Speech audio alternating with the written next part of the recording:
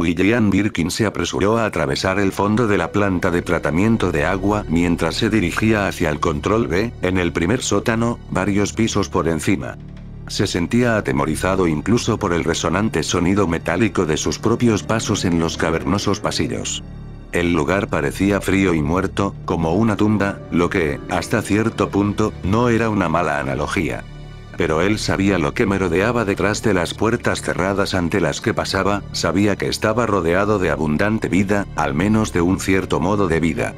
De alguna forma, ese conocimiento hacía que los vagos ecos causados por sus movimientos le resultaran aún más sacrílegos, como si estuviera gritando en medio de un depósito de cadáveres. ¿Qué es lo que realmente es? Aún no están muertos. Tus colegas, tus amigos, tranquilízate. Todos sabíamos que existía esta posibilidad, todos. Ha sido mala suerte, eso es todo. Mala suerte para ellos.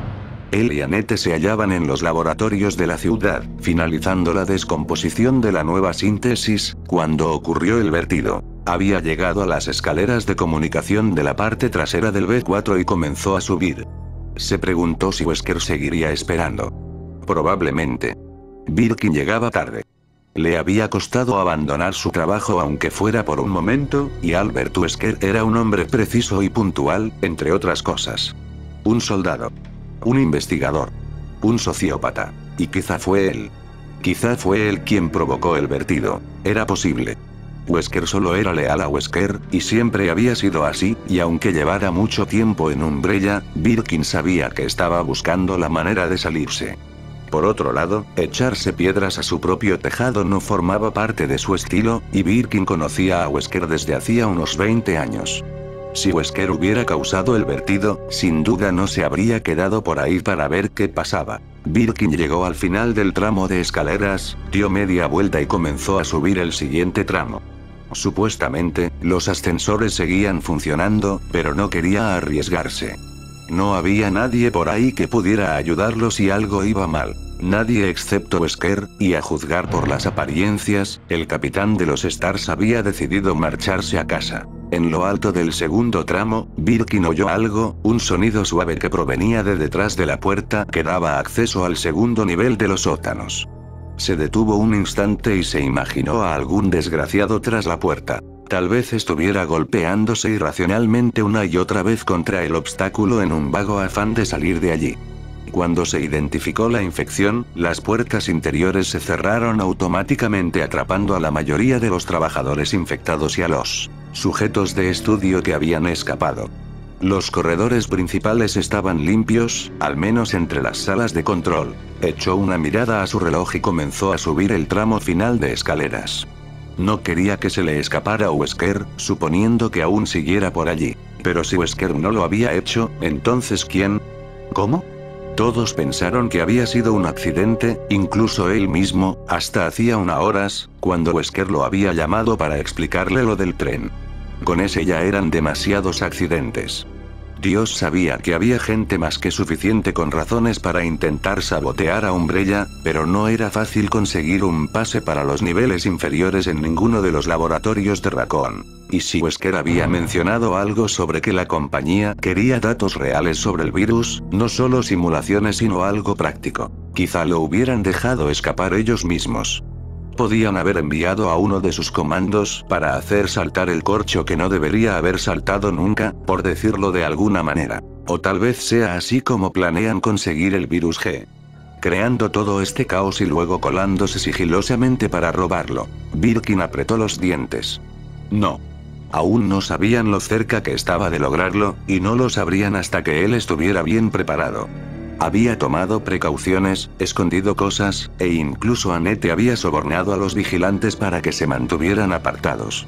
Lo había visto ocurrir demasiadas veces. La compañía apartaba a un científico de su investigación porque quería resultados instantáneos, y para ello se la entregaba a gente nueva, y al menos en 2 casos que conocía directamente, el científico inicial había sido eliminado, la mejor manera de que no se pasara a la competencia. Pero a mí no me pasará. Y tampoco al virus G. Era la obra de su vida, pero lo destruiría antes de dejar que se lo arrebataran de las manos. Llegó a la sala de control que buscaba. En realidad se trataba de una plataforma de observación que compartía el espacio con el generador auxiliar de la planta, que afortunadamente se hallaba en silencio.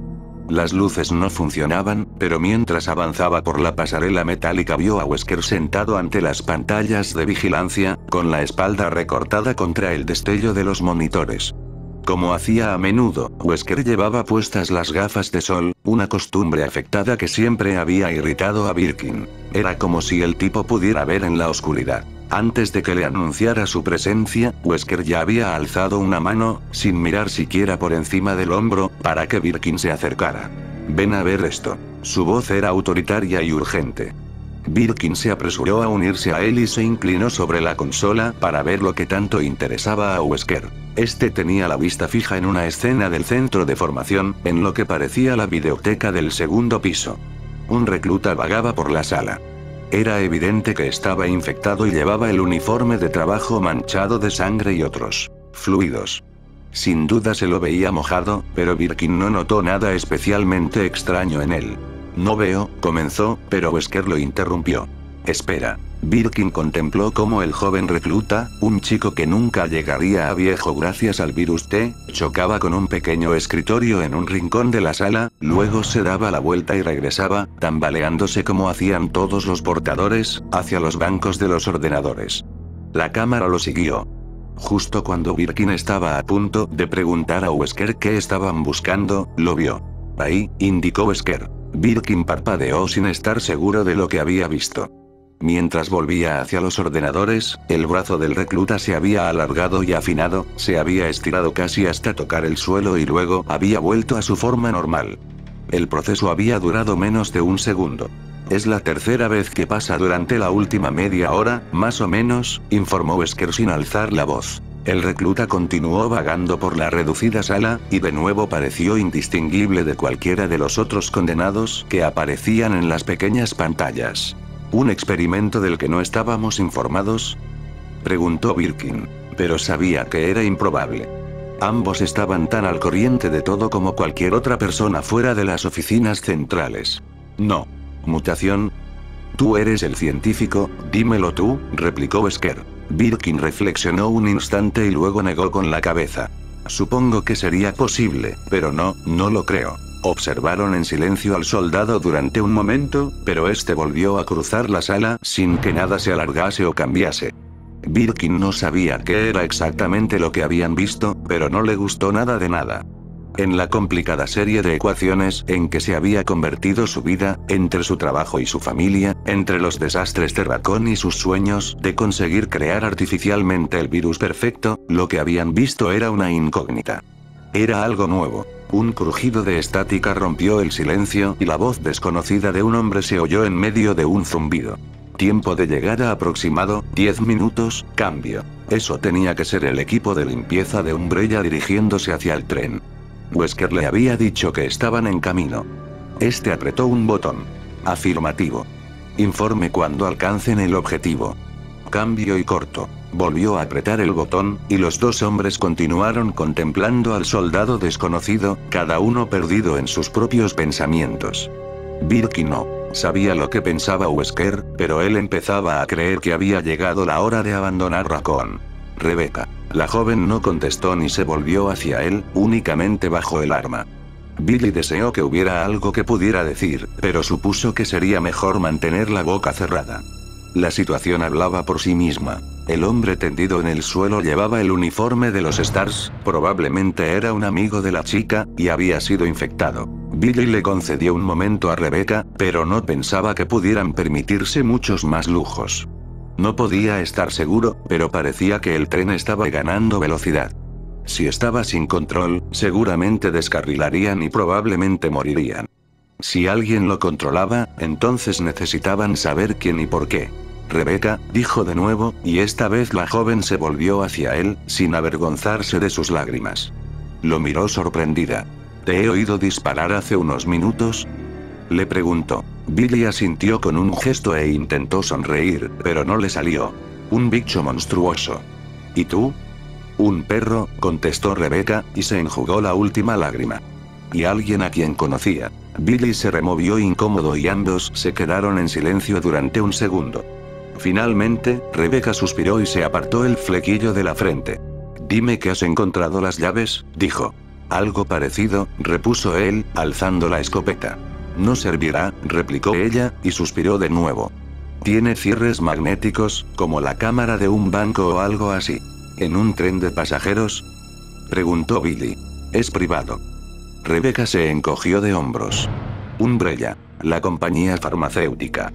Entre el consejo de guerra y la sentencia, Billy no había prestado mucha atención sobre dónde lo iban a ejecutar, pero lo recordó de repente. Raccoon City, lo más parecido a una metrópolis que había en esa zona y el lugar donde la megacorporación se había instalado inicialmente. ¿Tienen su propio tren? Rebeca asintió. Umbrella está por todas partes aquí. Oficinas, investigación médica, laboratorios. Hoy hemos tenido noticias del laboratorio de Arclay y nos enviarán la semana que viene para comprobar su estado. El bosque de Raccoon, la misma Raccoon City, todo se hallaba situado en las montañas Arclay. Los pensamientos de Rebeca parecían ir en la misma dirección. ¿No pensarás que? No lo sé, repuso Billy. Y en este momento, no me importa. Aún tenemos que atravesar esa puerta. Rebeca comenzó a caminar de nuevo hacia la parte delantera del tren, luego pareció pensárselo mejor, quizá porque no quería ver a su amigo. Fijó los ojos en el suelo y habló en voz baja. Hay un cadáver junto a la puerta, un hombre con una llave en la mano, dijo. Puede que abra algo útil. Espérame un segundo, le indicó Billy. Pasó ante ella y avanzó por el corredor hasta llegar al final. El decrépito cadáver de un empleado del tren se hallaba apoyado contra la puerta cerrada, era el cuerpo sobre el que la joven estaba inclinada cuando se vieron por primera vez. Y sí que tenía una llave metálica en la agarrotada mano. Billy se la cogió y la observó bajo la tenue luz. Tenía pegada una etiqueta en la que se leía Vagón Restaurante. ¡Qué gran ayuda! Muchísimas gracias. La dejó a un lado y pasó cerca de un minuto registrando la chaqueta del cadáver. En un bolsillo solo encontró un paquete de cartas, y en el bolsillo delantero un puñado de caramelos de menta cubiertos de borra, pero en otro había varias llaves más cogidas a una anilla. Dos no estaban etiquetadas, pero en una tercera estaba grabada la palabra revisor en el metal. Billy se las guardó en el bolsillo y, después de pensarlo un momento, se agachó y con cuidado le sacó la chaqueta al cadáver. No pudo evitar una mueca de asco al notar la textura fría y esponjosa de su piel. El pobre tipo no parecía haber pillado el virus, pero una o varias personas desconocidas lo habían mordido repetidamente, del rostro y las manos le habían arrancado grandes pedazos de piel y músculo. Estaba hecho un desastre. Billy regresó a donde se hallaba Rebeca, pero se detuvo antes para cubrir con la chaqueta el cadáver del Stars muerto. Solo le ocultaba el rostro y la parte superior del cuerpo, pero supuso, pensando en la chica, que cualquier cosa sería mejor que nada. Cuando ella se acercó, le hizo un movimiento con la cabeza en señal de agradecimiento, pero no dijo nada. La llave que viste era del vagón restaurante, donde ya hemos estado, le explicó, y sacó el llavero del bolsillo, pero puede ser que estas abran algo. Se hallaban ante la puerta que estaba señalada como la oficina del revisor. Billy alzó la llave grabada. Con un gesto de asentimiento de Rebeca, la metió en la cerradura y la hizo girar sin problemas. Alzó su arma y empujó la puerta, preparado para disparar contra cualquier cosa que no se identificara al primer segundo. No había nadie. Billy se relajó un poco y entró en la oficina. Rebeca esperó en la puerta con el arma desenfundada y miró hacia el escritorio cubierto de papeles. Comenzó a revisarlos mientras Billy registraba el resto de la cabina. Horarios, cartas, hay algo llamado manual de uso del lanzagarfios, dijo Rebeca. Informes de mantenimiento. Una nota sobre un cierre de anillo, sea lo que sea eso. Hojas de pedido para la cocina. Billy abrió el armario mientras ella seguía recitando el contenido del escritorio. Un par de letreros, postales y varias notas enganchadas en el interior de la puerta, talonarios de gastos y un maletín cerrado.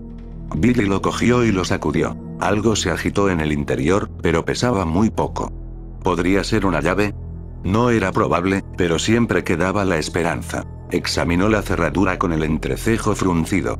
No había agujero para ninguna llave, aunque en la parte superior tenía una hendidura en forma de círculo. Movió el picaporte. Estaba firmemente cerrado.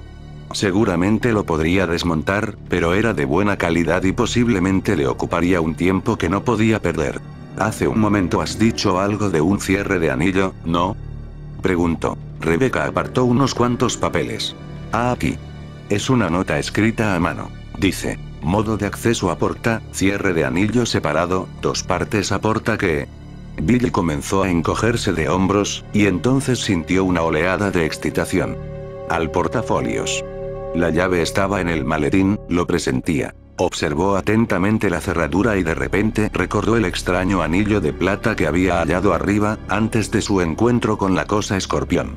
Las muescas de la hendidura se parecían a las del anillo. Pero en la nota dice 2 partes, y, he encontrado un anillo en la parte trasera del tren, exclamó Rebecca.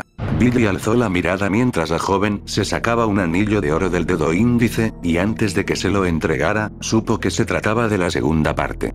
Creo que hemos dado en el clavo, dijo Billy, sonriendo. Era su primera sonrisa desde no sabía cuándo.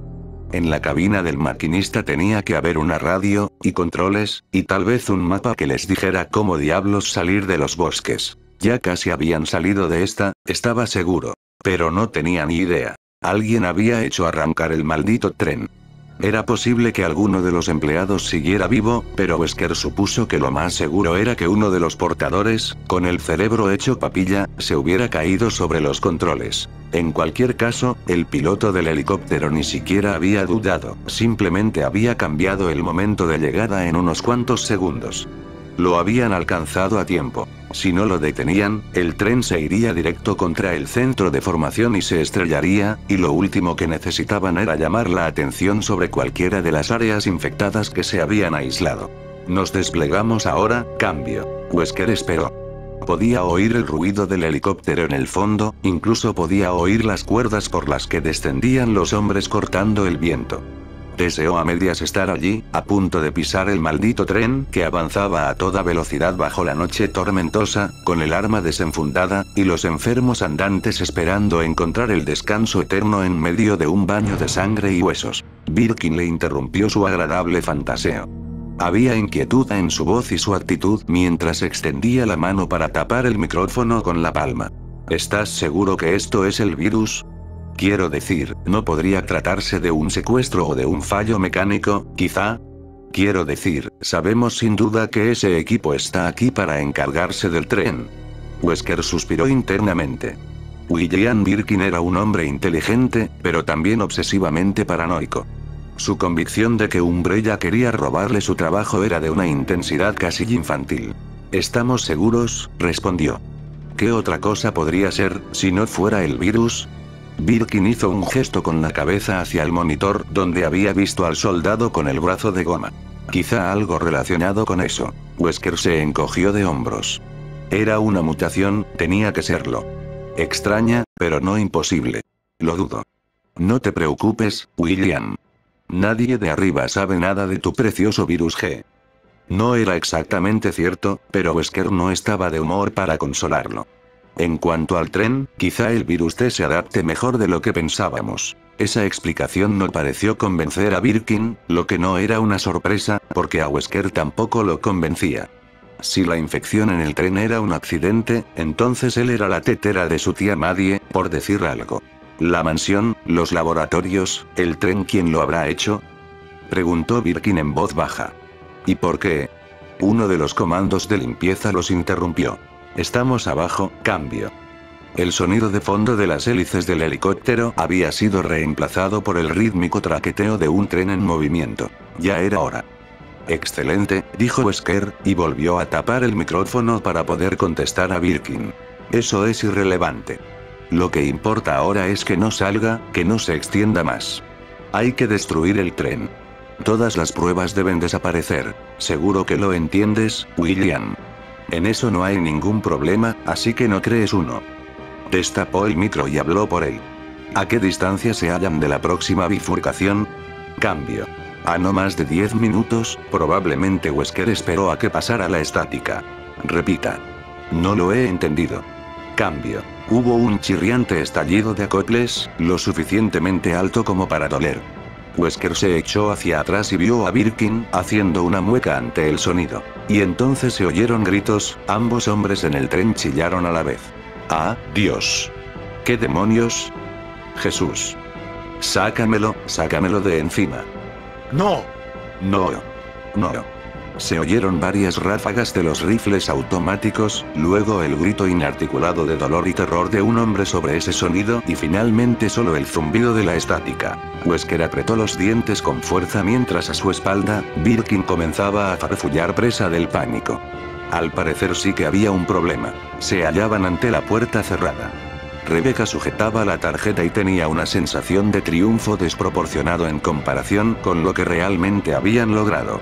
Supuso que probablemente se debía a que se sentía emocionalmente agotada. No había sido difícil, habían encontrado un par de anillos y habían abierto el portafolios. A pesar de todo, se sentía como si hubiera resuelto el enigma de la maldita esfinge. Billy le hizo un gesto para que abriera la puerta, inclinando la cabeza hacia un lado. Seguía escuchando atentamente. Le aseguró que había oído un helicóptero en el exterior cuando habían ido a buscar el anillo, y a alguien gritando poco después. Rebecca no había oído nada. Probablemente él estaba tan exhausto como ella, considerando que estaba de camino hacia su ejecución. No empieces a hacer comparaciones.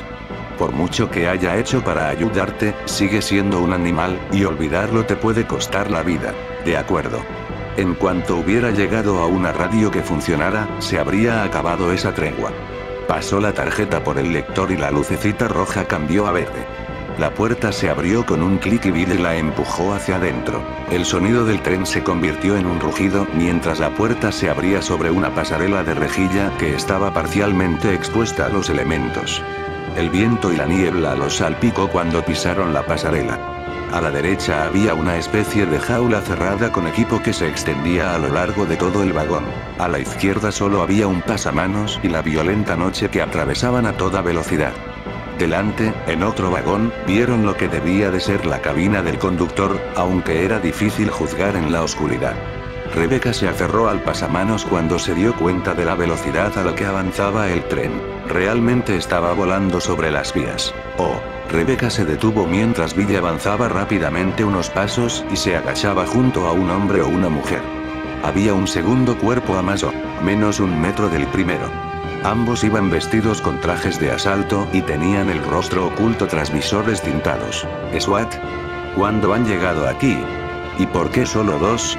Mientras se acercaba, la joven pudo ver que ambos brillaban a causa de la baba que los cubría, la misma porquería espesa que excretaban las sanguijuelas del vagón restaurante. El uniforme, los chalecos antibalas y las piezas metálicas no llevaban ninguna insignia. No eran del departamento de policía de Raccoon City ni militares.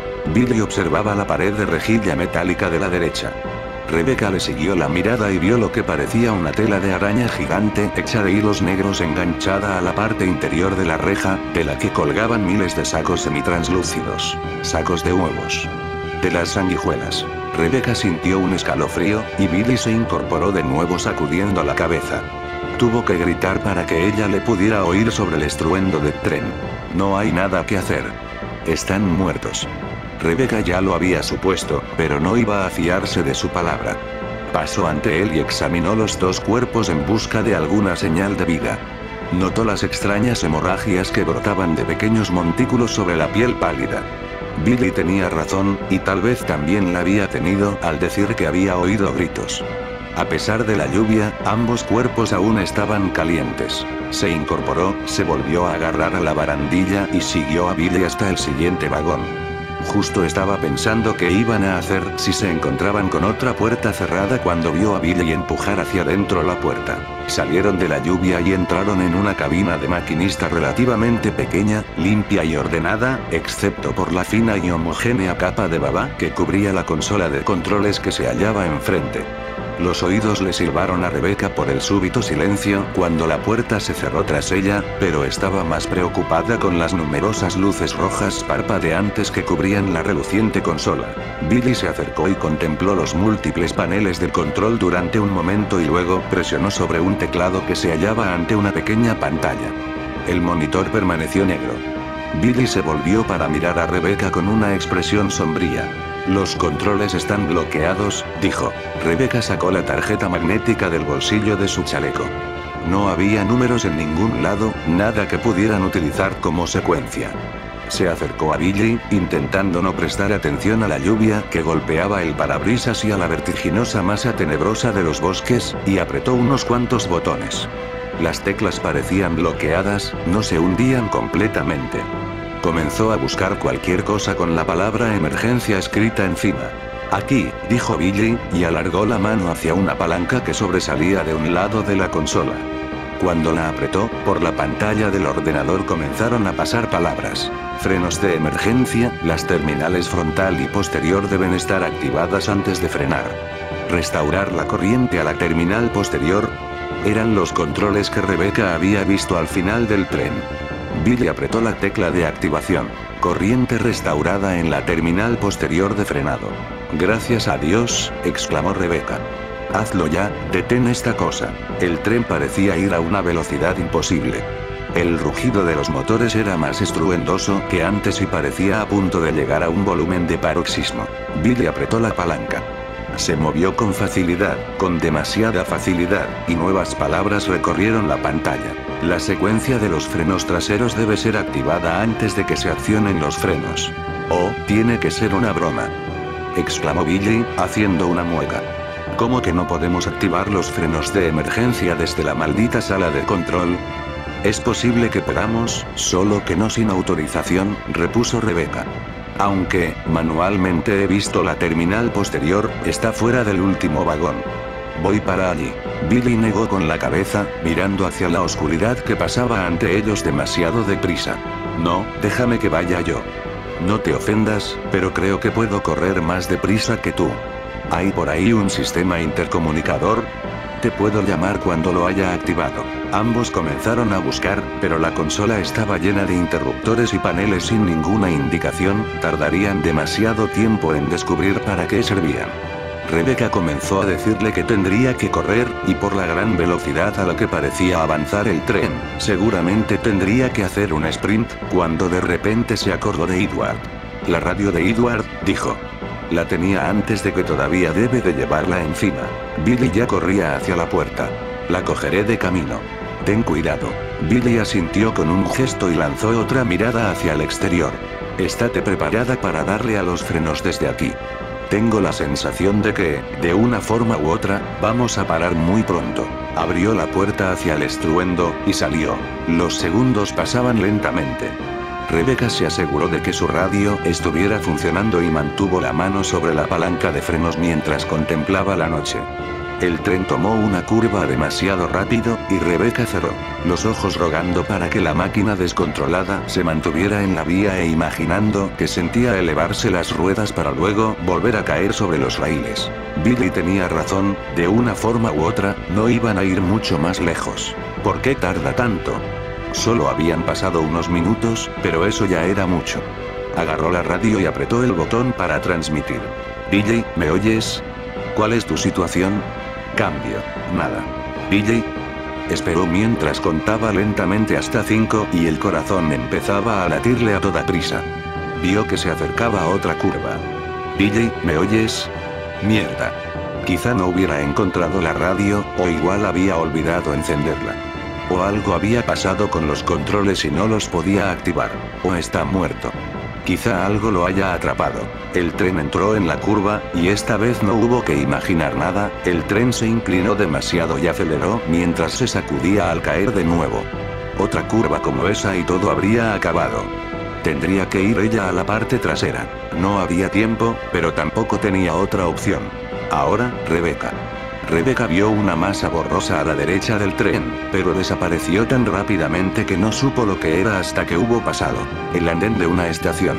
El andén de la estación, y eso significaba que lo único que quedaba delante era el lugar donde guardaban el maldito tren, y eso significaba que tal vez ya era demasiado tarde. Sujétate. Gritó por la radio mientras agarraba la palanca y la apretaba con todas sus fuerzas. Algo avanzaba hacia la ventanilla frontal, una oscuridad más profunda que la de la noche. Un túnel. Los frenos chirriaban mientras el tren se lanzaba hacia la negrura y partía a alguna débil barrera de la que pasaron trozos de madera volando por delante de la ventana.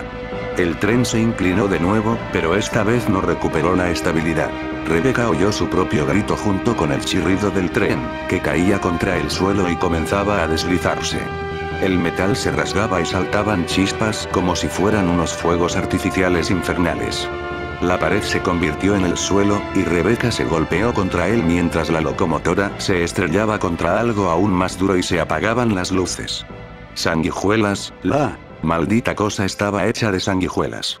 Y cuando eso avanzó un paso, Billy retrocedió hasta meterse en el cubículo mientras disparaba contra el rostro húmedo y carnoso. La cosa dudó un instante, y un líquido negro rezumó de la herida que le apareció justo bajo el ojo derecho. Y de golpe la herida desapareció, una piel falsa se extendió sobre ella y las sanguijuelas se recolocaron. Podían regenerarse. La cosa dio otro paso y Billy cerró la puerta del cubículo de una patada y la aguantó con el pie. Su mente recorría las posibilidades y las descartaba a la misma velocidad. Llama a Rebeca, no hay tiempo. Sigue disparando, no tengo suficientes balas. Sal corriendo, me cierra el paso. Billy bufó de frustración, y su enloquecida mirada cayó sobre la botella de gasolina de plástico rojo. Se inclinó hacia adelante, aguantando la puerta con el hombro y se metió la mano en el bolsillo del pecho. Allí, bajo una de las balas de la escopeta, sacó el mechero que había encontrado en el tren, dando gracias por haberlo cogido, y alzó la botella de gasolina. La esposa suelta golpeó contra el plástico. No estaba llena ni hasta la mitad. Dios, espero que sea realmente gasolina. Algo golpeó la puerta como si fuera un ariete. Billy salió rebotado, pero se lanzó de nuevo contra ella, con el hombro dolorido, mientras desenroscaba el tapón de la botella con una mano temblorosa.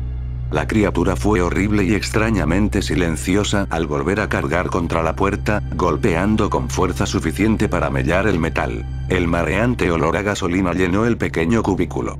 Billy arrancó el rollo de papel higiénico de la pared y la puerta se abrió de golpe, arrancada de cuajo por otro potente golpe inhumano.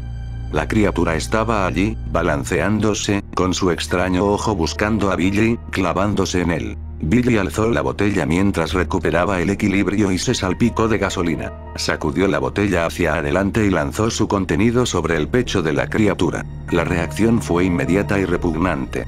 El cuerpo comenzó a retorcerse, a temblar, y un chillido agudo inundó la sala. No era una voz, sino miles de diminutas criaturas aullando al mismo tiempo. Un fluido oscuro y espeso empezó a manar de cada supuesto poro del cuerpo y el rostro. Billy le lanzó una potente patada y la cosa se tambaleó hacia atrás, aún cohesionada, aún chillando, y con el sonido clavándose en cada rincón de la sala. Billy no sabía si la gasolina sola sería suficiente, y no se iba a quedar a verlo. Abrió el mechero, le dio a la rueda y sujetó el rollo de papel higiénico sobre las llamas. Un segundo después, el papel ardía. Billy saltó fuera del cubículo y esquivó al monstruo chirriante. En cuanto lo hubo sobrepasado, se volvió y le lanzó el papel en llamas. Este golpeó al hombre sanguijuela justo por debajo de la clavícula, y el enloquecedor chillido se intensificó durante un horrible y ensordecedor segundo mientras las llamas lo envolvían, antes de que se deshiciese en mil trozos ardientes. Una especie de charco negro y llameante se formó sobre las losetas del suelo, y los grititos individuales fueron muriendo en cuestión de segundos. Unas cuantas sanguijuelas se retorcieron saliendo de las llamas, pero estaban desorganizadas y se deslizaron subiendo por las paredes sin ningún orden y reptando junto a los pies de Billy. Este retrocedió, alejándose de ellas y del burbujeante fuego, mientras volvía a guardarse el mechero en el bolsillo y se acercaba a la puerta. De vuelta en el corredor, respiró hondo, soltó el aire lentamente y agarró la radio. Ya no le importaban los planes de Rebeca. Iban a reunirse lo antes posible y salir a toda prisa de este lugar, aunque tuvieran que agujerear las paredes con sus propias manos. 4 de diciembre. Cuando comenzamos, tenía mis dudas, pero esta noche lo estamos celebrando. Finalmente lo hemos logrado, después de todo este tiempo. Vamos a llamar progenitor al nuevo virus que hemos creado. Es una idea de Ashford, pero me gusta. Comenzaremos a probarlo inmediatamente. 23 de marzo. Spencer dice que va a crear una empresa especializada en investigación farmacéutica, quizá en la rama de producción de medicamentos. Como siempre, él es el empresario del grupo. Su interés en el progenitor es sobre todo económico. Quiere vernos alcanzar el éxito, lo que significa que nos sigue financiando, y mientras siga firmando cheques, puede hacer lo que le dé la gana. 19 de agosto. El progenitor es una maravilla, pero sus aplicaciones aún no están probadas. Justo cuando pensábamos que teníamos documentada la velocidad de amplificación, cuando tenemos media docena de pruebas que dan el mismo resultado, todo se viene abajo. Ashford sigue apostando por trabajar sobre los números de la citosina, y vuelve a ello una y otra vez, pero está soñando. Debemos seguir mirando por otros lados. Spencer sigue pidiéndome ser el director de este nuevo centro de formación. Quizá sea por el negocio, pero se está poniendo intolerablemente insistente. En cualquier caso, me lo estoy pensando. Necesito un lugar donde poder explorar adecuadamente las nuevas posibilidades del virus, un lugar donde nadie interfiera conmigo. 30 de noviembre. Maldito sea. Vamos a divertirnos, James, me ha dicho, por los viejos camaradas y los buenos tiempos es una estupidez. Lo que quiere es que el progenitor esté listo ya. Sus amigos en su club de White Umbrella, con sus ridículos juegos de espías para los ricos y hastiados, quieren algo excitante con lo que jugar, algo que subastar, y no quieren esperar a que esté listo. Idiotas. Spencer piensa que en el fondo todo será un asunto de dinero, pero está equivocado. No es de eso de lo que va todo esto. Tengo que reforzar mi posición, vigilar a mi reina, por así decirlo, o me pisotearán. 19 de septiembre. Por fin.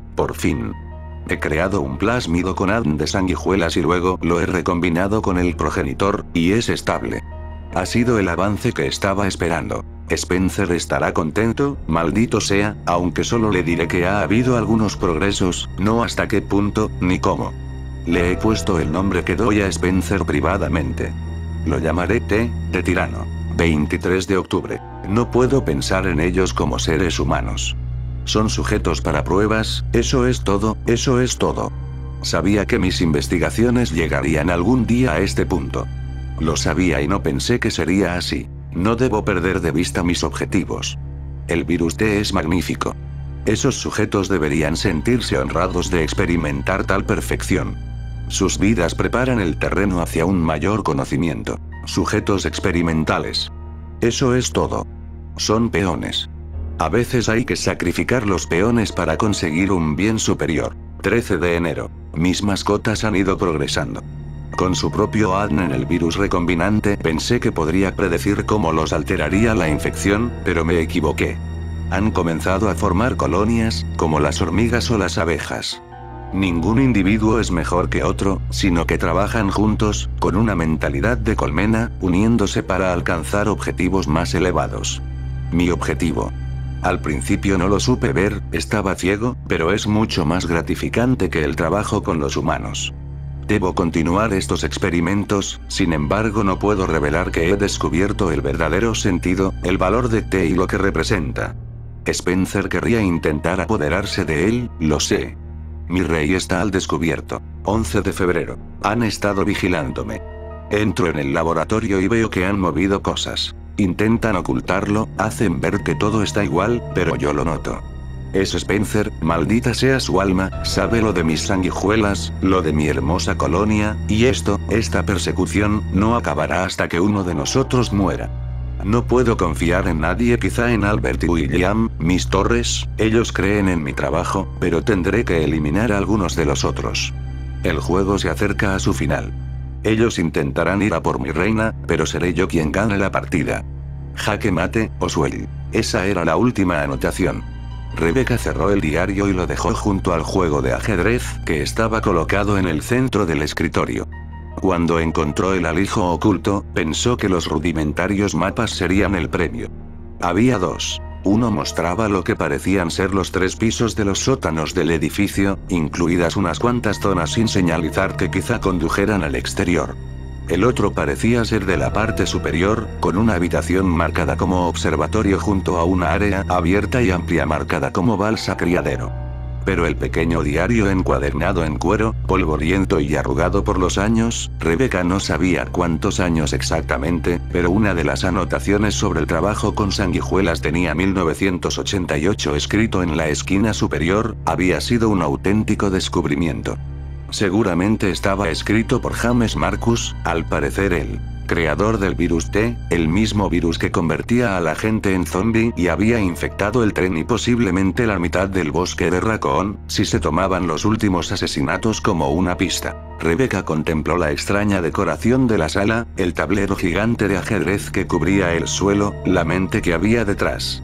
Evidentemente, hacia el final se había vuelto loco con sus divagaciones sobre el ajedrez y sobre el verdadero sentido del virus. Tal vez hacer experimentos con personas había sido demasiado para él. Su radio emitió la señal de llamada. En cuanto apretó el botón de recepción, la voz jadeante de Billy le resonó en el oído. ¿Dónde estás? Tenemos que reagruparnos, ahora mismo. Hola. Ah, cambio. ¿Qué ha pasado? Cambio. Lo que ha pasado es que me he topado con otra de esas personas sanguijuelas y esta ha estado a punto de acabar conmigo.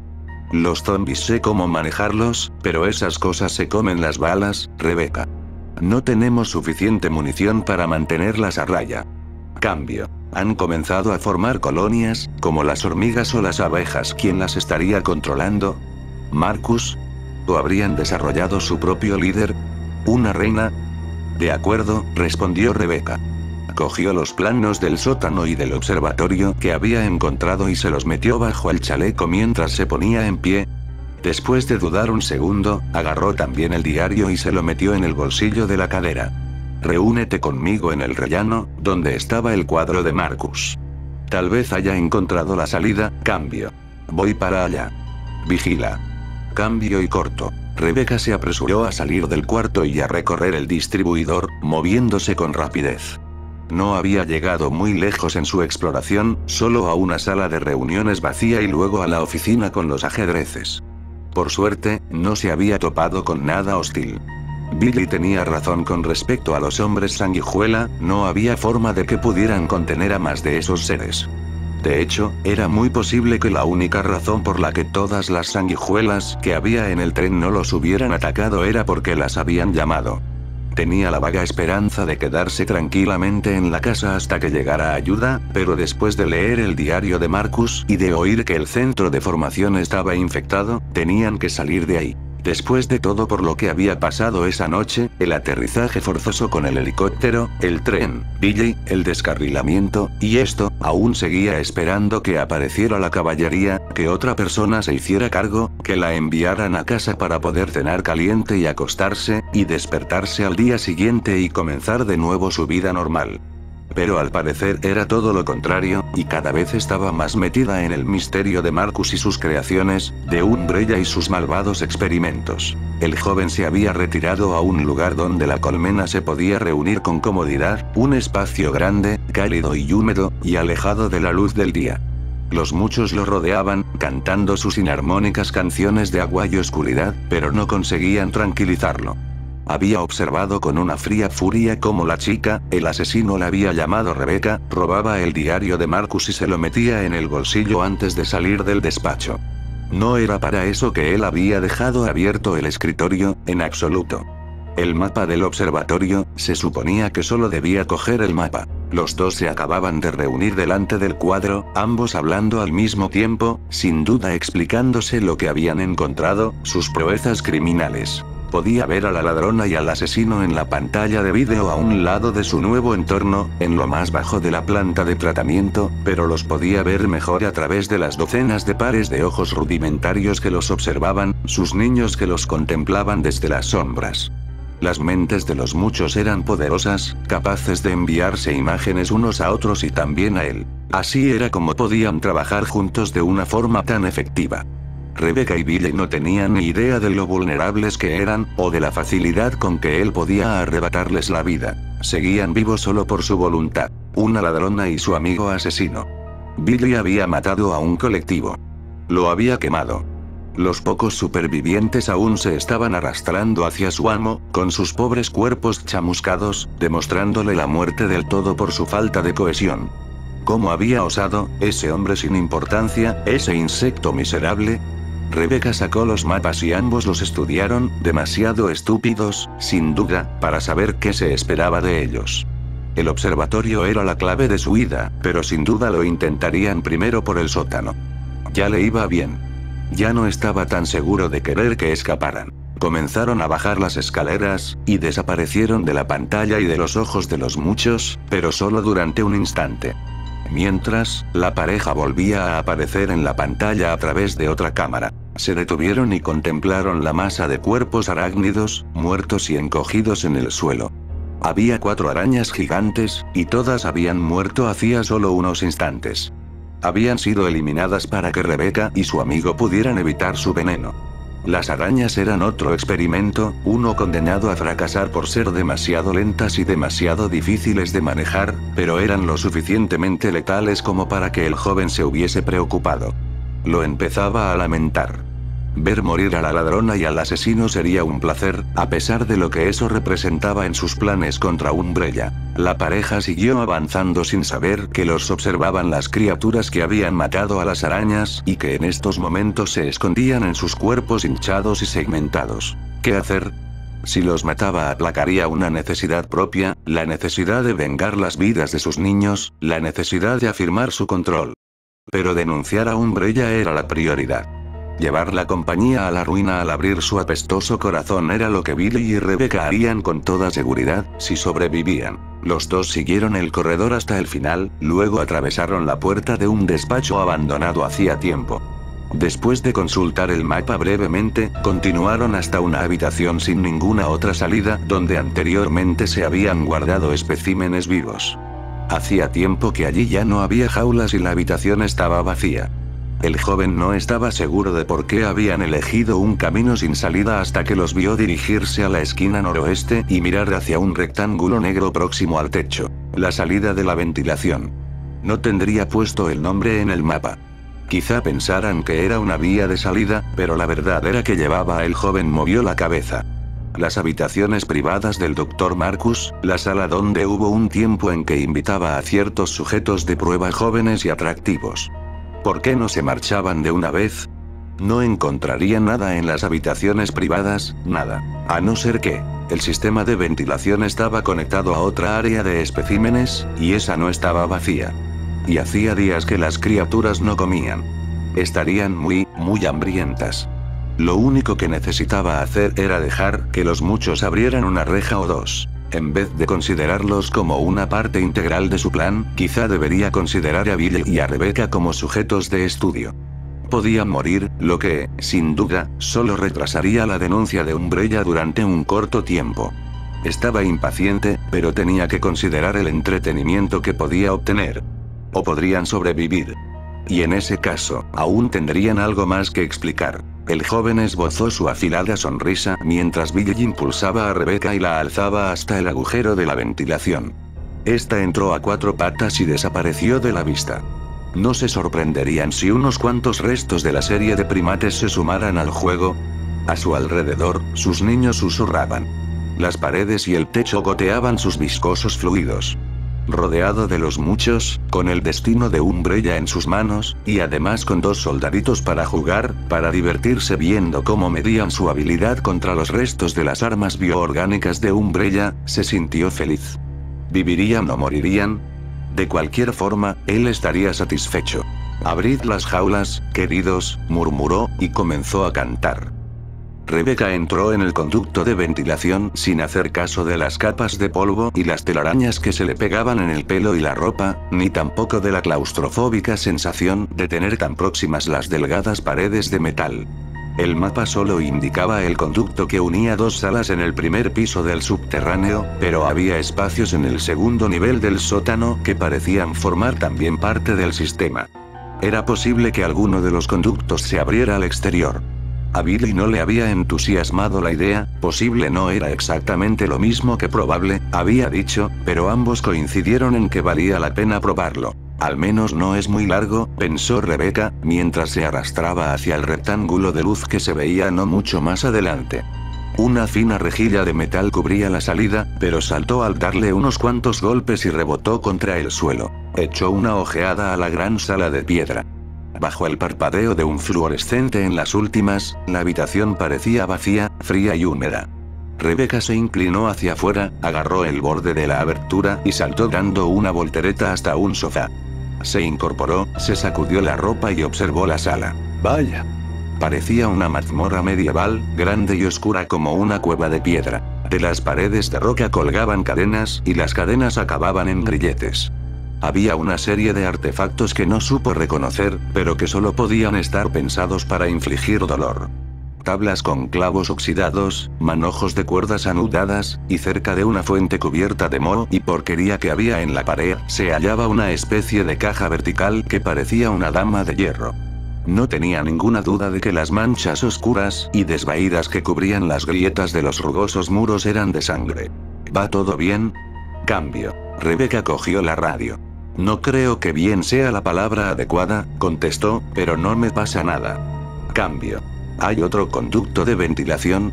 Cambio. Rebecca observó las paredes en busca de otra rejilla de ventilación, y vio una a más de 3 metros de alto. Sí, pero está en el techo, respondió con un suspiro. Incluso si tuvieran una escalera para llegar hasta allí, luego no podrían ascender verticalmente por el conducto. Vio la única puerta de la sala en la esquina suroeste. ¿Hacia dónde lleva? Cambio. Una pausa. Parece que da a una sala pequeña que vuelve al corredor por el que hemos pasado, la informó Billy. ¿Nos encontramos en el corredor? Cambio. Rebecca se dirigió hacia la puerta. Es lo más lógico. Quizá podamos. Antes de acabar la frase, un terrible ruido inundó la sala, un sonido como nunca había oído, pero que al mismo tiempo le resultó extrañamente familiar. Era un chillido agudo, semejante al de un mono, eso es. El área de los primates en el zoo, que reverberaba en el cavernoso lugar y que provenía de todas y ninguna parte a la vez. Rebecca alzó la mirada justo a tiempo de ver una criatura pálida y de largos miembros que la observaba desde el conducto de ventilación del techo. La criatura mostró los dientes, grandes y afilados, mientras parecía querer agarrar el aire ante su pecho musculoso con ágiles dedos y seguía chillando de una forma espantosa. Antes de que Rebecca pudiera dar un paso, la criatura saltó desde el conducto del ventilador hasta la pared, rebotó en ella y aterrizó en posición agachada sobre una pila de maderas que había en el centro de la habitación. La miró con una mueca que dejaba al descubierto sus dientes amarillentos. Era como un babuino con pelo corto y blanco excepto por los grandes desgarrones en el pelaje, por donde se veían brillantes trozos de denso músculo rojo.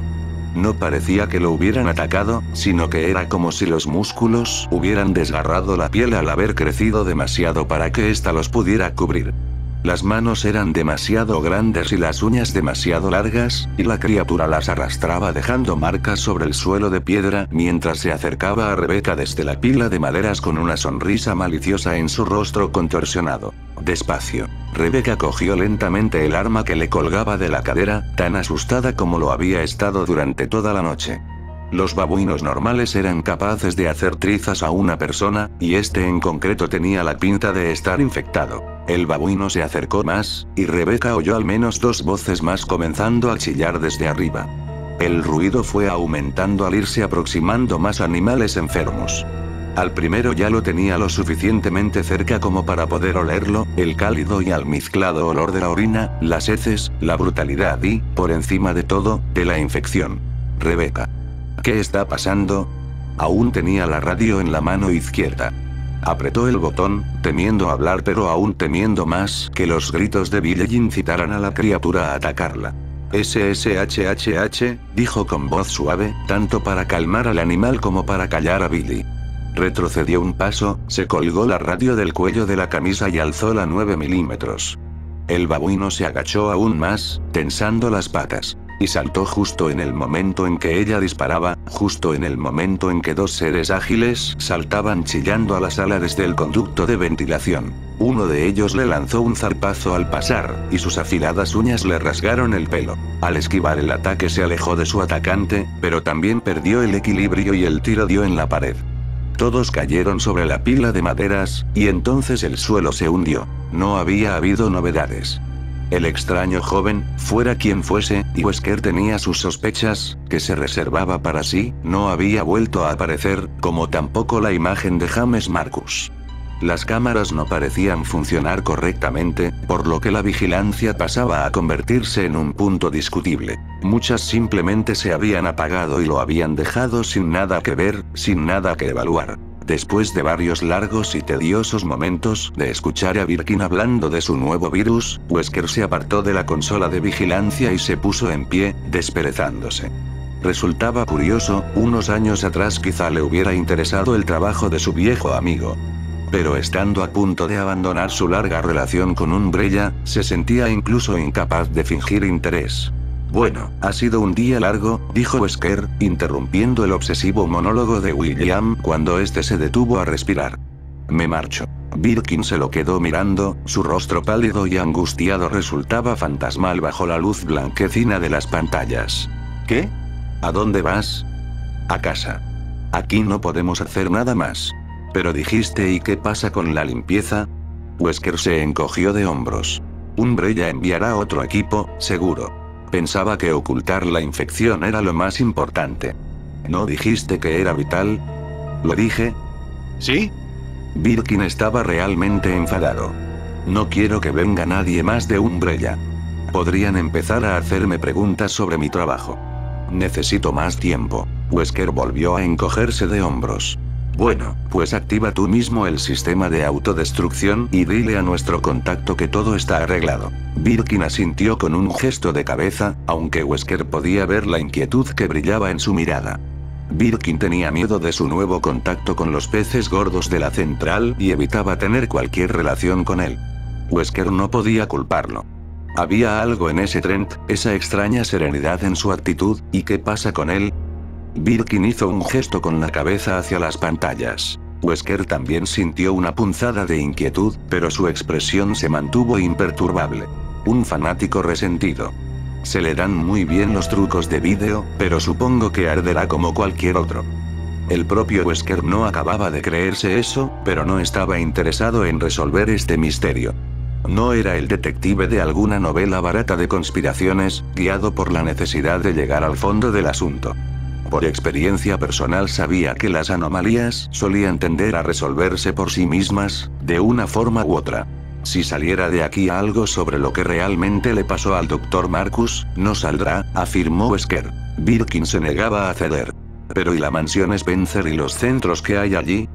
Déjame eso a mí, repuso Wesker. Umbrella quiere datos de combate, y se los voy a dar. Llevaré a los Stars allí dentro, a ver cómo gente con auténtico entrenamiento se enfrenta a las armas bioorgánicas. Sonrió mientras pensaba en el talento del equipo Alpha.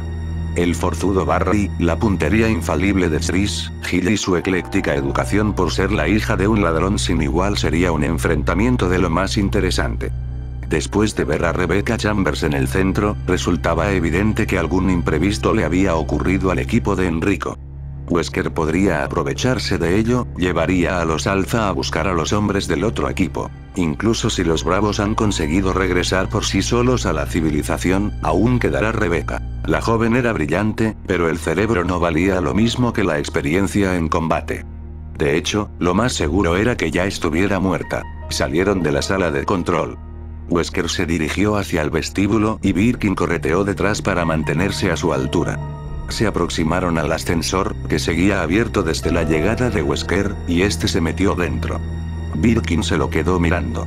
Bajo la luz más brillante del pasillo, Wesker se fijó en la expresión de locura que marcaba el rostro del científico. Unas grandes ojeras oscuras le rodeaban los ojos y tenía un tic en la comisura de la boca. Wesker se preguntó vagamente si Annette habría notado el descenso de su marido a los profundos pozos de la paranoia, y decidió que probablemente no.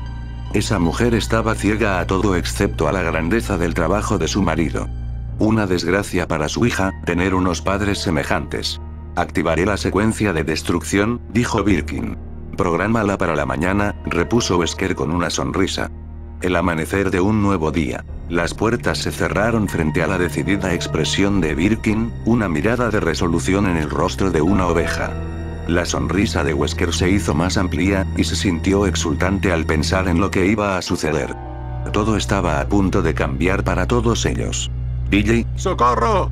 Billy había comenzado a correr en cuanto oyó los chillidos de animales y los golpes, y ya estaba en el corredor cuando el aterrado grito de Rebecca crepitó en la radio. Corrió más deprisa mientras se metía los mapas en el bolsillo trasero, con el arma en la mano y maldiciéndose por dejarla ir por el conducto de la ventilación. Allí, ante él, estaba la puerta, no muy lejos del cuerpo de una de las arañas gigantes. Se lanzó contra ella y la empujó con el hombro mientras accionaba el picaporte. La puerta se abrió con un crujido y Billy entró en la sala. Los fluorescentes del techo parpadeaban y daban a la estancia un aspecto irreal, quizá de algún tipo de laboratorio, aunque había una especie de catre cubierto de humedad en una esquina. No importa, vamos. Atravesó la sala a toda prisa hacia la siguiente puerta.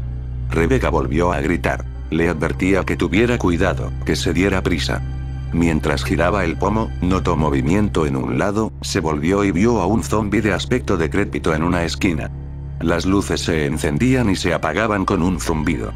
El hombre agonizante lo contemplaba en silencio, y su arruinada silueta desaparecía en la oscuridad con cada parpadeo. Comenzó a avanzar lentamente hacia él. Luego, tío. Billy abrió la segunda puerta y entró. Casi inmediatamente, algo saltó sobre él chillando.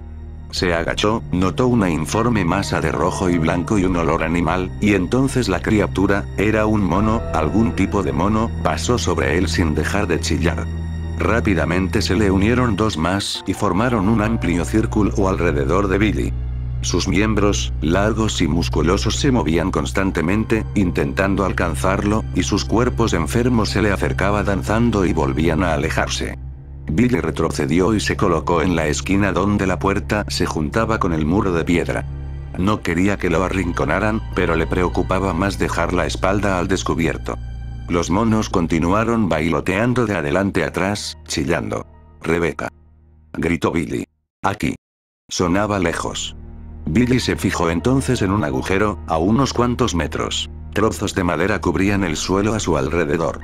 No podía ver a Rebecca.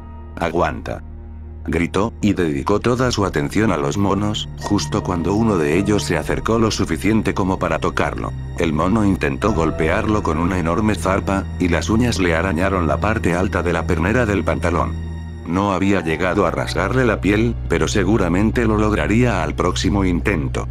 Billy no apuntó, simplemente bajó el arma y disparó. El mono salió despedido hacia atrás, aullando, mientras un chorro de sangre oscura le manaba del pecho. Pero no estaba muerto. Sacudió la cabeza y avanzó de nuevo. Billy pensó que probablemente estaba bien fastidiado, porque los monos eran demasiado fuertes, demasiado organizados.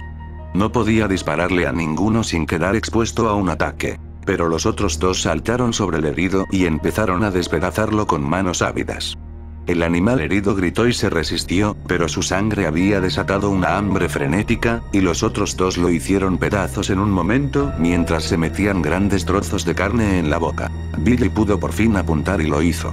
3 tiros y los monos cayeron, muertos o agonizando. Corrió hasta el agujero, se puso de rodillas y se acercó al borde irregular con el corazón golpeando con fuerza dentro del pecho, luego se le cayó a los pies al ver lo abajo que estaba Rebecca. Colgaba, agarrada con ambas manos, de un trozo de cañería de metal, todo un piso por debajo de donde él se hallaba. Bajo ella se abría la oscuridad. Era imposible decir hasta dónde podría caer. Billy, suplicó jadeante, y lo miró con ojos temerosos. «No te sueltes», repuso Billy, y sacó los mapas del bolsillo para buscar su posición y ver el camino más rápido de llegar hasta ella. No había ningún acceso rápido al segundo piso del sótano, no desde donde él estaba. Tendría que regresar al vestíbulo, probablemente a través del comedor donde había visto a los zombis. Las escaleras al subsótano se hallaban en el lado este de la casa. «No sé cuánto podré aguantar», susurró la joven. Su susurro fue amplificado por la radio y llegó hasta Billy. En algún momento, Rebecca había dejado el canal abierto. «No te atrevas a dejarte ir. Es una maldita orden, jovencita, ¿te enteras?». Rebecca no replicó, pero él vio cómo apretaba los dientes. Bien. Quizá meterse con ella la haría ser más fuerte. Billy ya estaba en pie de nuevo. «Ya voy», dijo. Se dio media vuelta, salió corriendo y atravesó la puerta que daba al laboratorio con iluminación estroboscópica. El zombi que estaba allí se había movido y se hallaba entre él y la salida que daba al corredor, pero Billy ni pensó en el arma, estaba demasiado preocupado por Rebecca para malgastar tiempo. Puso uno de los brazos como un quarterback en medio de un partido importante y cargó contra la criatura. La empujó con toda su fuerza y siguió corriendo mientras el zombi se tambaleaba hacia atrás y caía al suelo. Billy ya estaba lejos antes de que el grito frustrado y hambriento de la criatura llegara a sus oídos. Atravesó el corredor, pasó ante los cuerpos de pesadilla de las arañas y subió las escaleras. Sacó el cargador de su 9 milímetros, se lo metió en el bolsillo, buscó a tientas el que tenía de recambio y lo encajó en el arma justo cuando entraba en el vestíbulo. Aguanta, aguanta. No dudó ni un momento antes de entrar en el comedor. Abrió la puerta de golpe y corrió hacia el interior.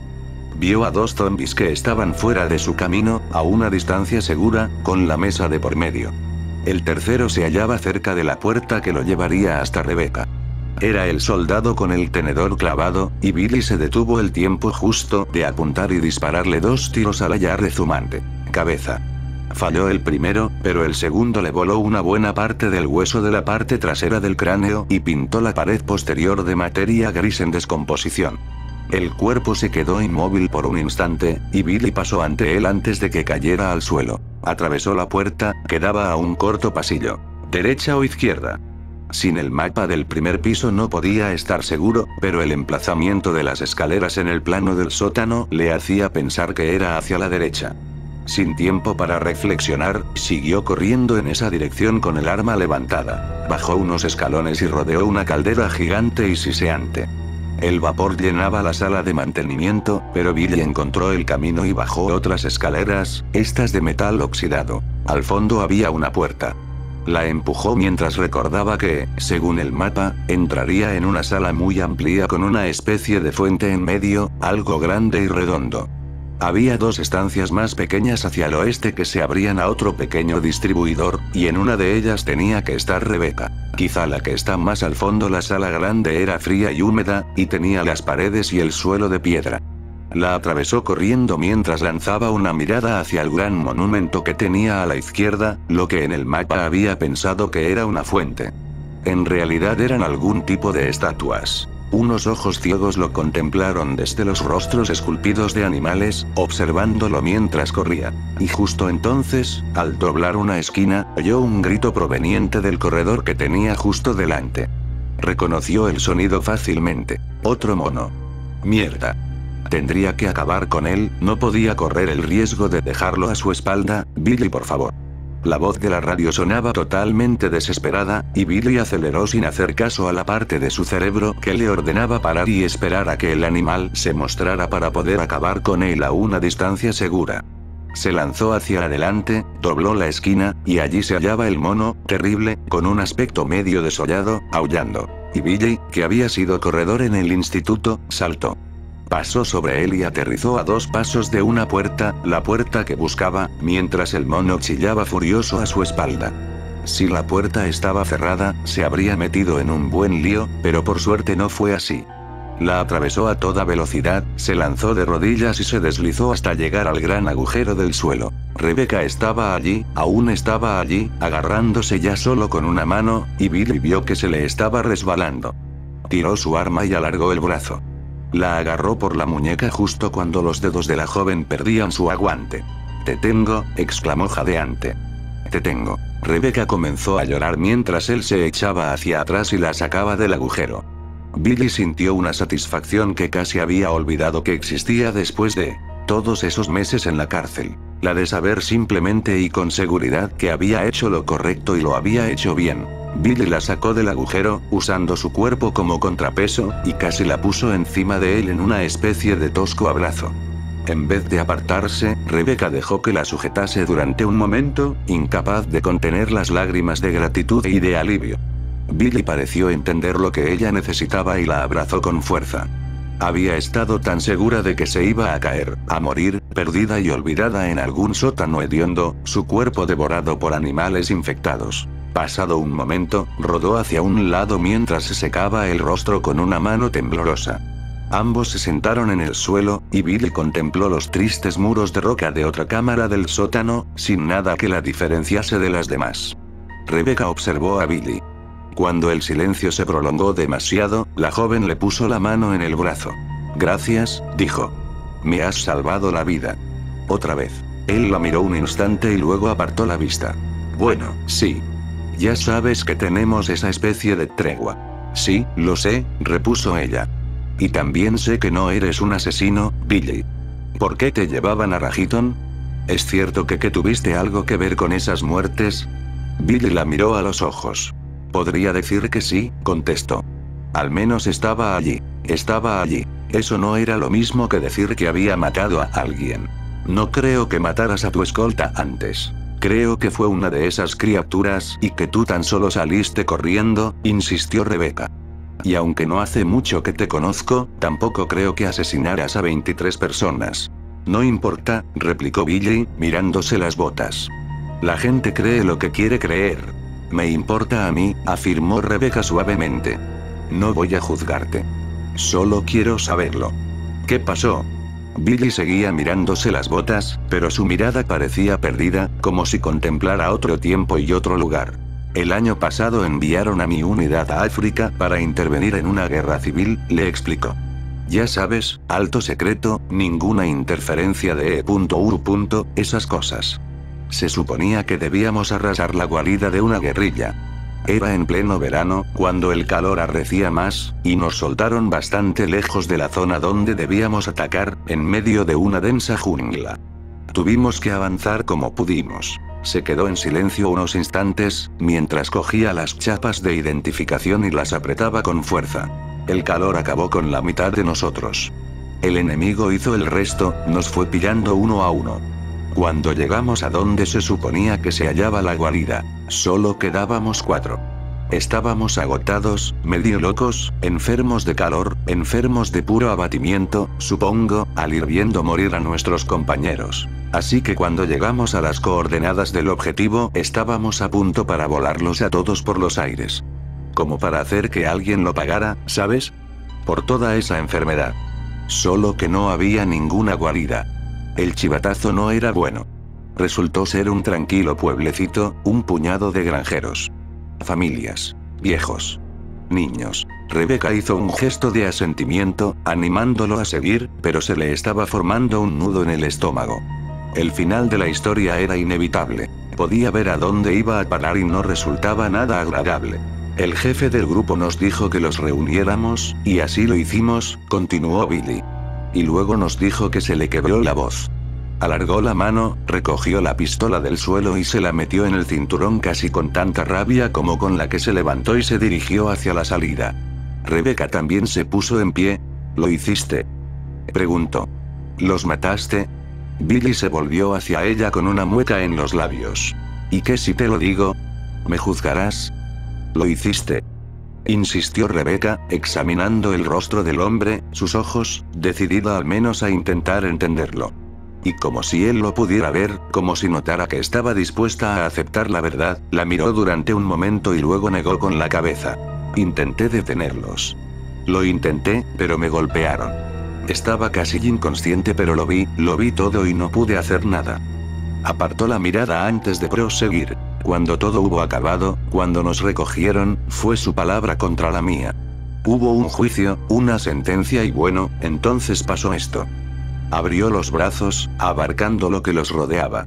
Así que si salimos de aquí, también estoy muerto. Eso, o correr y no parar. Sus palabras sonaban ciertas. Si mentía, entonces se merecía un Oscar y Rebecca no creía que estuviera mintiendo.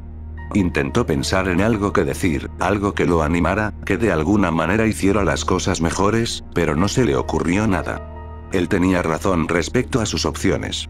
«¡Hey!», exclamó él, mirando algo por encima del hombro de Rebecca. «Mira eso». Rebecca se volvió mientras él avanzaba. Vio una pila de piezas de metal apoyadas contra la pared del fondo y, medio escondida entre ellas, lo que parecía ser una escopeta. «¿Es lo que creo?», preguntó. Billy cogió el arma, y sonrió mientras la abría y la comprobaba. «Sí, señora, sin duda lo es». «¿Está cargada?». «No, pero me quedan unos cuantos cartuchos del tren». «Es del calibre 12». Sonrió de nuevo. «Las cosas mejoran. Quizá no consigamos salir, pero hay un mono en el corredor que está pidiendo probar esta maravilla». «Lo cierto es que creo que se trata de un babuino», repuso ella, y se sorprendió al encontrarse sonriendo también. A ambos se les escapó la risa por la absoluta futilidad de su corrección. Estaban atrapados en una mansión aislada y los perseguían un montón de monstruos diferentes, pero al menos sabían que la criatura del pasillo probablemente era un babuino. Las risitas pasaron a ser carcajadas. Rebecca lo contempló mientras reía y dejaba de lado cualquier aire de arrogancia o de tipo duro, y sintió que lo veía realmente por primera vez, el auténtico Billy Cohen. En ese momento se dio cuenta de que había fallado totalmente en su primera misión.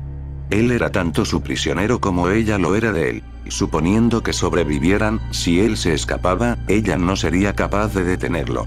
Vaya con tu carrera en defensa de la ley. Y esa idea la hizo reír con más ganas aún. El babuino se abalanzó corriendo hacia ellos en cuanto entraron de nuevo en el pasillo, y murió espectacularmente, hecho pedazos con un ensordecedor bramido por la escopeta de doble cañón. Billy la recargó con el único cartucho que le quedaba. Pensaba que tenía más, pero al parecer los había perdido en algún momento. De cualquier forma, no tuvieron más encuentros hasta que llegaron a la sala principal. Billy se sentía más alegre de lo que se había sentido en mucho tiempo. Además del ataque de risa, que también le había sentado, como una pausa en el incesante caos que habían estado soportando, era la primera vez que había contado su historia a alguien que realmente lo escuchaba, alguien que estaba dispuesto a considerar que tal vez estuviera diciendo la verdad. Se detuvieron ante el gigantesco círculo que formaba la especie de monumento en medio de la gran cámara y lo contemplaron. Eran 6 animales tallados y colocados a igual distancia formando un círculo, con el rostro hacia afuera. Cada uno tenía una plaquita delante y una pequeña lámpara de aceite junto a cada placa. Los animales estaban cincelados por manos expertas, pero el conjunto era una monstruosidad, una auténtica pesadilla. El animal que se hallaba frente a Billy era una águila en pleno vuelo con una serpiente atrapada entre las garras. Leyó la placa. Danzó libremente en el aire, capturando una presa sin patas. Frunció el entrecejo, avanzó hasta el siguiente animal, un ciervo, y leyó su placa. Me alzo firme sobre la tierra mostrando las astas con orgullo. Rebecca rodeó la desafortunada obra de arte y se detuvo junto a una verja de acero que se hallaba detrás. La verja cerraba el paso hacia un corto pasillo con 2 puertas, una en cada pared. Hay un cartel aquí. Básicamente dice que hay que ir del más débil al más fuerte y encender las lámparas. Se volvió hacia los animales y los contempló. Es una especie de acertijo. Agarró una de las barras de metal de la reja. Debe de abrir esta verja. Así que tenemos que encender las lámparas por orden, empezando por el animal más débil, dijo Billy. Estúpido. ¿Por qué se tomaría a alguien tantas molestias? Sacó el mapa del bolsillo trasero y lo examinó. Solo parece haber un par de habitaciones por ahí. No veo ninguna salida. Rebecca se encogió de hombros. Sí, pero quizá haya algo que podamos usar. ¿Qué daño puede hacernos? No lo sé, respondió sinceramente. Quizá mucho. Rebecca sonrió y se volvió hacia el animal de piedra que tenía más cerca, un tigre, en cuya placa se leía: soy el rey de todo lo que veo, ninguna criatura puede escapar de mí. Billy se fue hacia la izquierda, hasta la talla de una serpiente enroscada en la rama de un árbol. Esta dice: avanzo sigilosa sobre mis víctimas en un silencio sin pasos y conquisto hasta el más poderoso de los reyes con mi veneno. Rebecca leyó los 2 restantes en voz alta. Las palabras bajo el lobo eran: mi agudo ingenio me permite abatir hasta la mayor bestia cornuda. El 6º animal era un caballo alzado sobre las patas traseras, y en su placa ponía: ninguna astucia puede igualar la velocidad de mis ágiles patas. Bestia cornuda. Billy volvió hasta el ciervo y volvió a leer la parte sobre mostrar las astas con orgullo. Así que el lobo es más fuerte que el ciervo, concluyó. Y si la astucia no puede correr más que el caballo, entonces el caballo es más fuerte que el lobo, continuó Rebecca. ¿Qué es más fuerte que la serpiente? Tiene que ser el águila. Lleva una serpiente, repuso Billy. Ambos rodearon la estatua mientras hacían observaciones e intentaban resolver el acertijo. Finalmente estuvieron de acuerdo en la secuencia, y Billy fue de animal en animal, encendiendo las lámparas en el orden acordado, de más débil a más fuerte. Al parecer, según las estatuas, el orden era ciervo, lobo, caballo, tigre, serpiente y águila. Cuando Billy encendió la lámpara del águila, se oyó un pesado ruido metálico que provenía de algún punto en medio del conjunto, y la verja de acero se alzó suavemente hasta desaparecer en algún hueco en lo alto del arco. Juntos entraron en el pasillo. A primera vista, la primera sala, la de la derecha, parecía no contener nada valioso. Había un grupo de cajas de embalaje y unas cuantas estanterías desordenadas. Billy estaba dispuesto a seguir adelante cuando Rebecca entró y se dirigió hacia las cajas. Una de ellas estaba girada hacia la pared y desde la puerta no podían ver qué contenía. Cuando Rebecca llegó hasta ella, soltó una risa excitada, se agachó y le dio la vuelta para que Billy la pudiera ver. El hombre corrió hacia ella, sintiéndose como un niño en Navidad. Supongo que, después de todo, valía la pena resolver el maldito acertijo. 2 cajas y media de cartuchos de 9 milímetros. Media caja del 22, que no les serviría de mucho, como tampoco el par de cargadores rápidos. Billy tuvo que explicarle que esos artilugios de metal servían para recargar rápidamente un revólver, con balas del calibre 50. Pero la caja de cartuchos de escopeta, 14 en total, sin duda le serían de gran ayuda. A Billy no le habría importado encontrarse una bazooka, pero teniendo en cuenta su situación, no podían haber hallado nada mejor. Se pasaron 5 minutos metiendo balas en los cargadores que ya tenían. Rebecca encontró una riñonera con la cremallera rota en uno de los estantes y también la cargaron, además de su cinturón de combate. Estuvieron de acuerdo en que era mejor llevarse toda la munición, por si acaso encontraban otras armas. Billy hizo un apaño en la cremallera con un imperdible que encontró en el suelo y se colocó la riñonera. El peso de tanta munición lo reconfortó. «¿Podría besarte?», exclamó, levantando la escopeta. Al notar el silencio de la joven, se volvió para mirarla y vio que se había sonrojado ligeramente. Rebecca volvió el rostro hacia otro lado mientras se ajustaba el cinturón. «No me refería literalmente», repuso a toda prisa. «Quiero decir, no es que no seas atractiva, pero eres yo esto». «No te pongas de los nervios», replicó ella fríamente. «Ya sé qué quieres decir». Billy asintió con la cabeza, aliviado. Ya tenían bastante sin tener que empezar con la cosa de hombre y mujer. Aunque realmente es muy guapa. Apartó esa idea de la cabeza y se recordó que, aunque acabara de pasar un año lejos de cualquier mujer, no era en absoluto el momento adecuado para pensar en ello. Se dirigieron hacia la segunda puerta y vieron que no estaba cerrada con llave. Era una habitación con literas, desorganizada y sucia. Las literas estaban hechas de contrachapado puesto de cualquier manera y las pocas mantas que había tiradas estaban deshilachadas y mugrientas. Teniendo en cuenta la calidad del alojamiento y la verja de hierro, Billy supuso que los ocupantes no debían de ser voluntarios. Rebecca le había explicado lo que ponía en el diario, lo de hacer pruebas con humanos. Todo el complejo le ponía los pelos de punta. Cuanto antes pudieran salir de allí, mucho mejor. ¿Vamos hacia abajo o hacia arriba?, le preguntó Rebecca cuando volvieron a salir al pasillo. ¿Hay un observatorio arriba, no?, inquirió Billy. Rebecca asintió. Pues vayamos a observar. Quizá podamos mandar una señal de aviso o algo así. Se dio cuenta de que acababa de sugerir que intentaran conseguir que los rescataran, pero no lo retiró, aunque sabía bien lo que podía significar para él. Prefería morir luchando por su vida que ser ejecutado, pero tenía que pensar en Rebecca. Era una buena persona, honesta y sincera, y él haría todo lo que estuviera en sus manos para que saliera viva de allí. Siguieron avanzando. Billy se preguntó dónde habría ido a parar su carácter criminal, pero decidió rápidamente que estaba mejor así. Por primera vez desde aquel terrible día en la jungla, sintió que se gustaba de nuevo. Los observó mientras recogían la munición, a la vez impresionado y decepcionado por su fortaleza. Después de hacer otra consulta a los mapas, se fueron hacia arriba, seguramente hacia el observatorio. Aunque los niños podían oír sus voces, no llegaban a distinguir las palabras. Había hecho que sus niños buscaran las tablillas que iban a necesitar, y las había hecho llevar hasta las puertas que daban al observatorio. A no ser que Billy y Rebecca fueran absolutamente tontos, y ya habían demostrado que no lo eran, averiguarían cómo poner en funcionamiento la rotación de la estructura, lo que los acercaría a la salida. Desde allí podrían pasar al laboratorio escondido detrás de la capilla. Se preguntó qué encontrarían allí, en los laboratorios de Marcus. Quizá alguna cosa más que robar. Quería que descubrieran todo lo posible sobre el verdadero carácter de Umbrella, pero no le gustaba verlos picotear entre los tristes despojos de la brillante carrera de Marcus. Seguía pensando en ellos como en los laboratorios de Marcus, aunque Marcus no había estado allí desde hacía más de una década.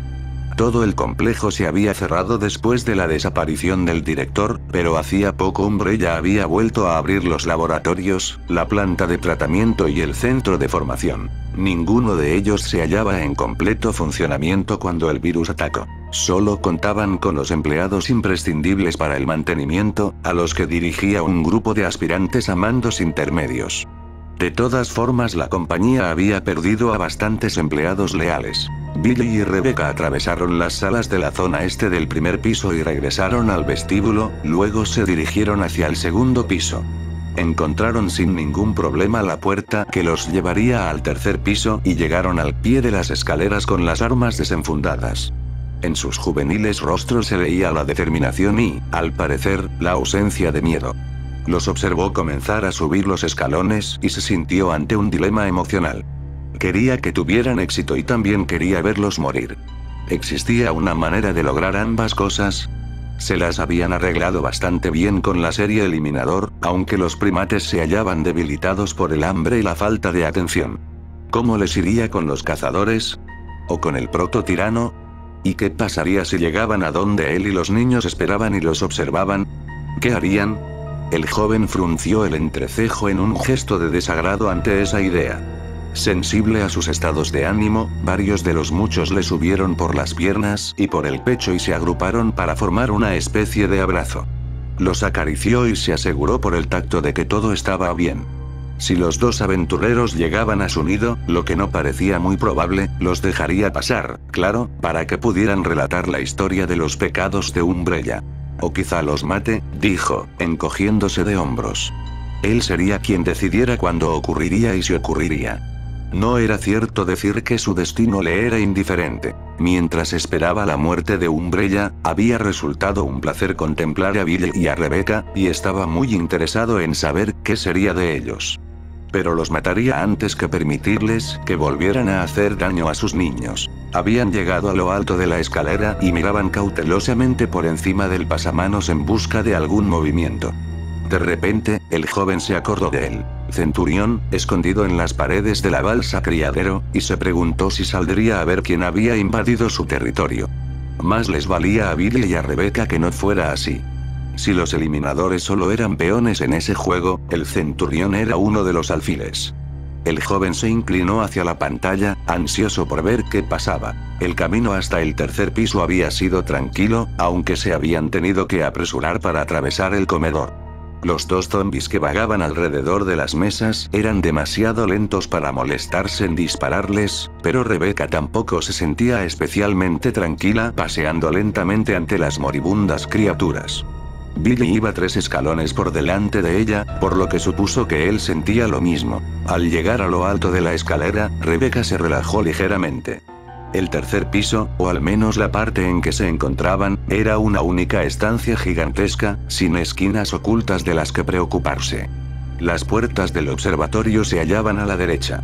Frente a ellos se encontraba la balsa criadero, un pozo vacío que ocupaba la mayor parte de la sala, y a la izquierda, una puerta que, según el mapa, llevaba a un patio exterior. ¿Qué crees que estarían criando?, preguntó Billy en voz baja. Aún así, resonó ligeramente en la enorme sala. No sé. Quizás sanguijuelas, contestó Rebecca. Recordó la solitaria figura que había visto desde el tren, la que cantaba a las sanguijuelas, y contuvo un estremecimiento. ¿El observatorio o el patio? Billy miró a un lado y otro, y se encogió de hombros. Parecen seguros. Podríamos probar con una puerta cada uno. Pero solo abrirla y echar una ojeada, nada de separarnos, ¿vale? Rebecca asintió con un gesto. Se sentía mucho más segura teniendo una buena reserva de municiones, pero la caída que había sufrido le había enseñado a ser cauta. La idea de separarse ya no la entusiasmaba. Yo voy al patio. Empezaron a caminar y sus pasos resonaron en la gran sala. La puerta del observatorio era la más cercana. Así que, pasado un instante, solo se oyeron los pasos de Rebecca, que continuaba avanzando hacia la pared sur. La llamó Billy justo cuando ella llegaba a la puerta. Tenía en una mano lo que parecía un libro, y 2 más en la otra mano.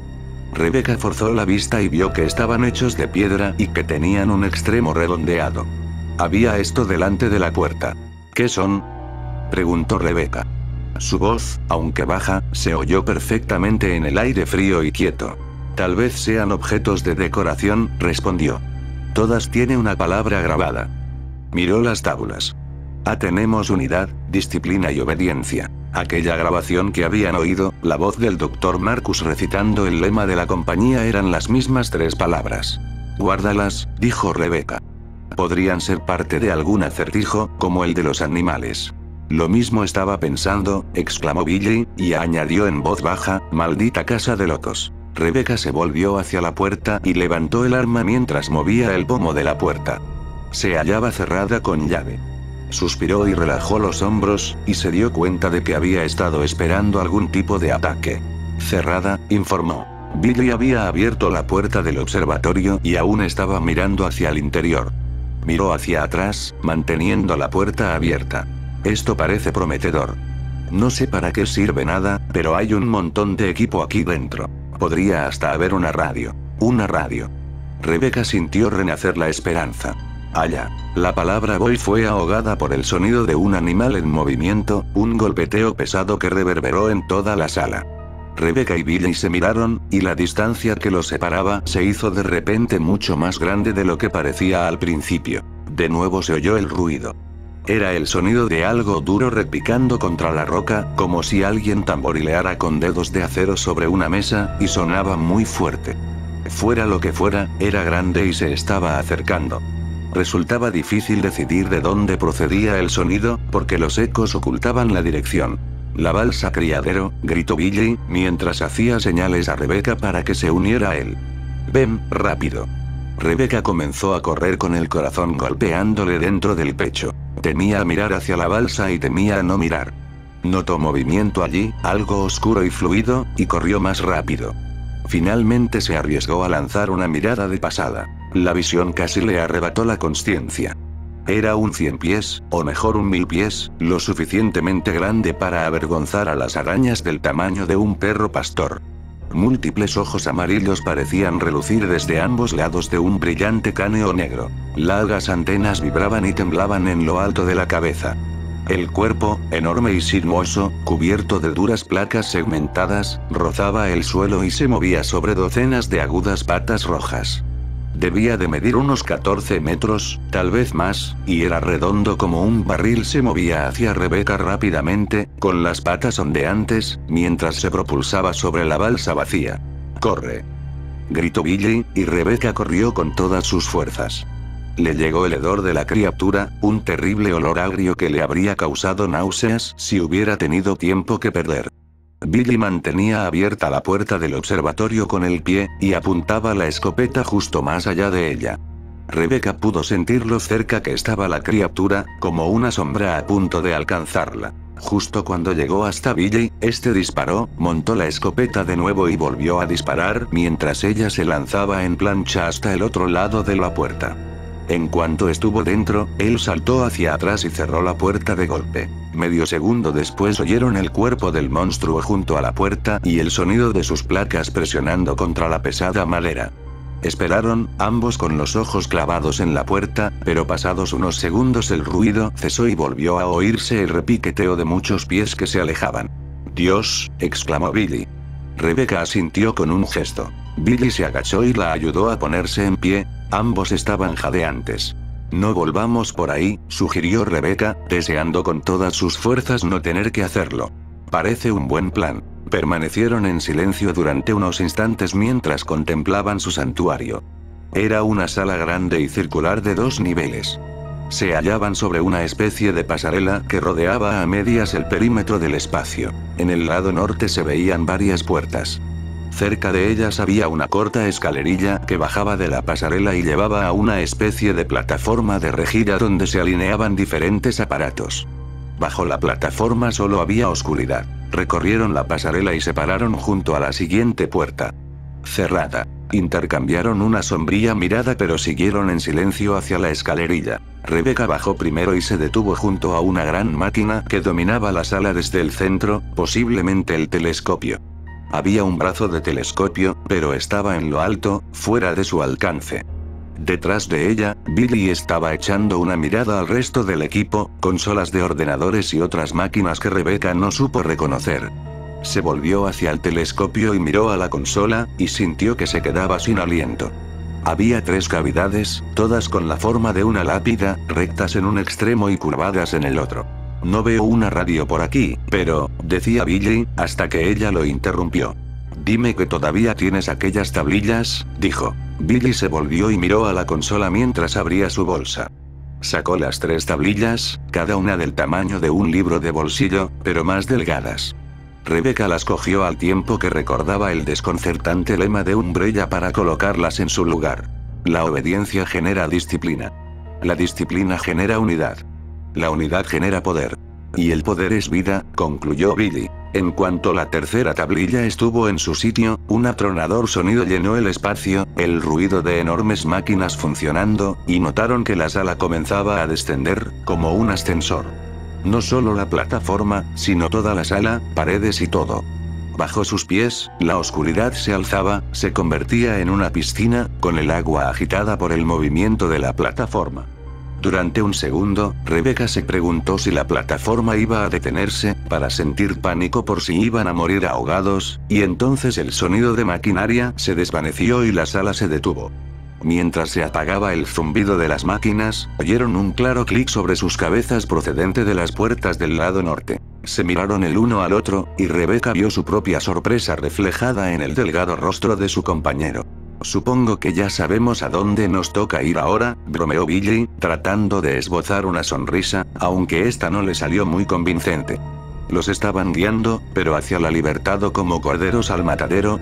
Solo hay una manera de saberlo. Sin mediar palabra, se dirigieron hacia la escalerilla.